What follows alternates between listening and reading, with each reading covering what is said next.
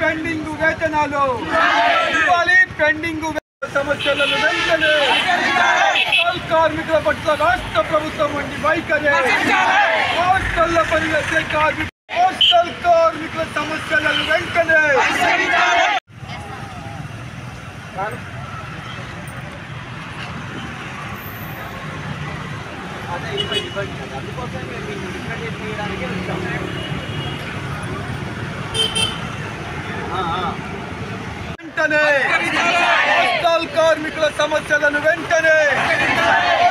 కార్మికుల సమస్యలను వెంటనే జీవో ప్రకారం వేతనాలు జీవో ప్రకారం వేతనాలు జీవో ప్రకారం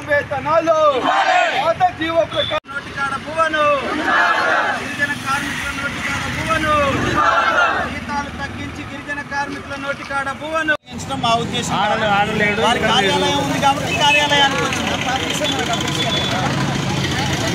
బాగోడు కదా కోయగూడెం తెలంగాణలోనే ఉంది ఎమ్మెల్యే గారు తెలంగాణలోనే ఉన్నారు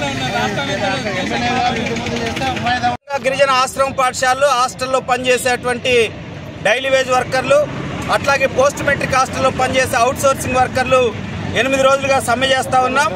మా జీతాలు తగ్గించేదానికి డైలీ వేజ్ వర్కర్ల జీతాలు తగ్గిస్తూ 64 జీవోని, అవుట్ సోర్సింగ్ వర్కర్ల జీతాలు తగ్గిస్తూ జీవో 527ని ఈ ప్రభుత్వాలు తీసుకొచ్చినాయి. ఆ 2 జీవోల్ని రద్దు చేయాలని చెప్పి మేము డిమాండ్ చేస్తూ ఉన్నాం. డైలీ వేజ్ వర్కర్లకు 6 నెలల జీతాలు పెండింగ్లో ఉన్నాయి. అవుట్ సోర్సింగ్ వర్కర్లకు 10 నెలల జీతాలు పెండింగ్లో ఉన్నాయి. డైలీ వేజ్ వర్కర్లకి జిల్లా కలెక్టర్ గెజిట్ ప్రకారం ఈ 6 నెలల జీతాలు చెల్లించాలి. అవుట్ సోర్సింగ్ వర్కర్లకి జీవో 60 ప్రకారం 15,600 చెల్లించాలి. ఇవాళ జీవో 64 వల్ల డైలీ వేజ్ వర్కర్ల జీతం 26,800 నుంచి 11,700కి తగ్గిపోతుంది. కాంగ్రెస్కు ఓటేసింది జీతాలు పెంచుతాం, పర్మనెంట్ చేస్తామంటే ఓట్లేసాం. ఇవాళ గెలిచినాక జీతాలు తగ్గించే జీవోలు ఇచ్చారు. ఈ 2 జీవోలు బీఆర్ఎస్ గవర్నమెంట్లో వచ్చినాయి. ఇవాళ కాంగ్రెస్ అమలు చేస్తుంది. కాంగ్రెస్ బీఆర్ఎస్ ఇద్దరు ఒకటేనా? రేవంత్ రెడ్డి గారు కేసీఆర్ గారు ఇద్దరు ఒకటేనా అని చెప్పి మేము ప్రశ్నిస్తూ ఉన్నాం.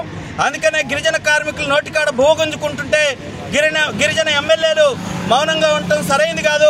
మీరు స్పందించి ప్రభుత్వం మీద ఒత్తిడి తీసుకొచ్చి మా సమస్యలు పరిష్కారం చేయాలని చెప్పి డిమాండ్ చేస్తూ ఉన్నాం. అందుకని ఇవాళ ఎమ్మెల్యే గారి క్యాంపు కార్యాలయం ముందు ఇళ్లందులో ధర్నా చేస్తున్నాం. వారు స్పందించి మంత్రి గారితో ముఖ్యమంత్రితో మాట్లాడాలని చెప్పి మేము డిమాండ్ చేస్తూ ఉన్నాం.